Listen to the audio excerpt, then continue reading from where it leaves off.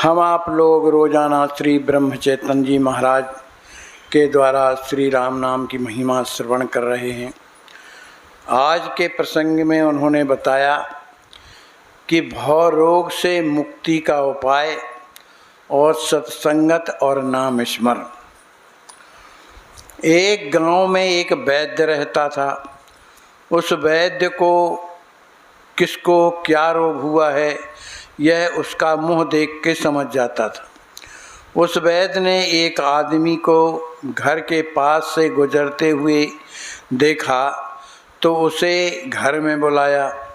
वैद्य ने उस आदमी से कहा कि तुम्हें एक भारी रोग हुआ है, मैं बताता हूँ। वह दवा यदि तुम लोगे और जैसा कहता हूँ वैसा पथ से रहोगे तो तुम रोग से ठीक हो जाओगे। वैद्य ने जो दवाई बताई वह उस रोगी ने नहीं ली और जो पथ कहा वह उसने नहीं किया तो वैद्य जी का क्या नुकसान होता है। इसी तरह गुरु या संत जो कहते हैं या मार्गदर्शन करते हैं उसके अनुसार व्यवहार करने पर हमें लाभ ही होता है। वे कहते हैं कि हमें भवरोग हुआ है और उससे मुक्त होने के लिए कहते हैं सत्संग करो, नाम स्मरण करते रहो। अब दवा मामूली है तो वह गुणकारी नहीं, ऐसा कहने से क्या लाभ। संत जो कहते हैं वो अनुभव लेकर ही कहते हैं। तुकाराम महाराज ने अपनी उपासना की शपथ लेकर के कहा कि नाम स्मरण जैसा सरल साधन दूसरा कोई नहीं है। तुम्हारा आजकल के साधुओं पर विश्वास न हो तो अलग बात है, लेकिन तुम्हें समर्थ रामदास स्वामी एवं संत वर तुकाराम महाराज जैसे महापुरुषों के वचनों पर विश्वास करने में क्या आपत्ति। उन्होंने तुम्हारे कल्याण के लिए ही यह साधन बताया है। यदि तुम उसका उच्चारण नहीं करोगे तो उसका कोई नुकसान तो होना नहीं, तुम्हारा ही होगा। अतः इस पर विचार करो। पहले हमें इस पर विश्वास होना चाहिए कि हमें भवरोग हुआ है। यदि ऐसा विश्वास हो गया तो मानो आधा काम हो गया, अर्थात भवरोग आधा कम हो गया क्योंकि हमें रोग हुआ है। ऐसा पक्का विश्वास होने पर हम दवा लेने से कतराएंगे नहीं। जब देख लिया कि हमें गृहस्थी से सुख नहीं मिल रहा तो हमें जिस उपाय से सुख मिलेगा उसके प्रयत्न में लग जाना चाहिए। इसलिए तुम जितना नाम स्मरण कर पाओगे उतना करो, तब तुम्हें सच्चा संतोष मिलेगा। एक आदमी ने 3 साल तक मन लगाकर नौकरी की। उसके बाद उसने कहा भगवान की पूजा और भक्ति कैसी करनी चाहिए यह मैंने नौकरी से सीखा। उससे पूछा वह कैसे। तब उसने उत्तर दिया कि नौकरी में अफसर की मर्जी के अनुसार चलना पड़ता है। वह जहाँ बदली कर दे वहाँ जाना पड़ता है।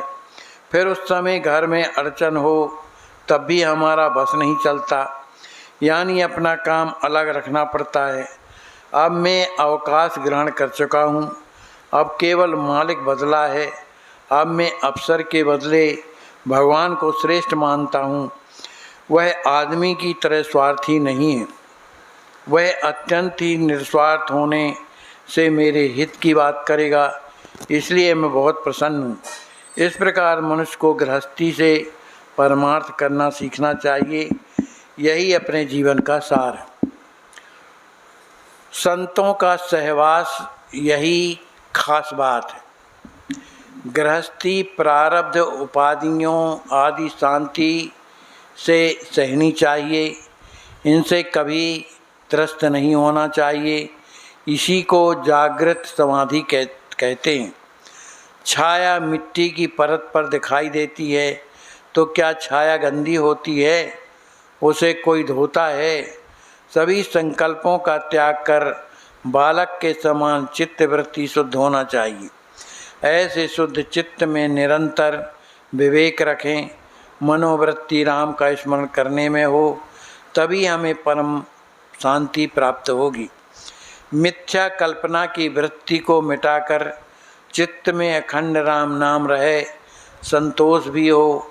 जो भी हमारे पास है उसे ईश्वरार्पण करना चाहिए और परमात्मा चिंतन में लीन हो जाना चाहिए। इसमें स्वानंद भी होगा।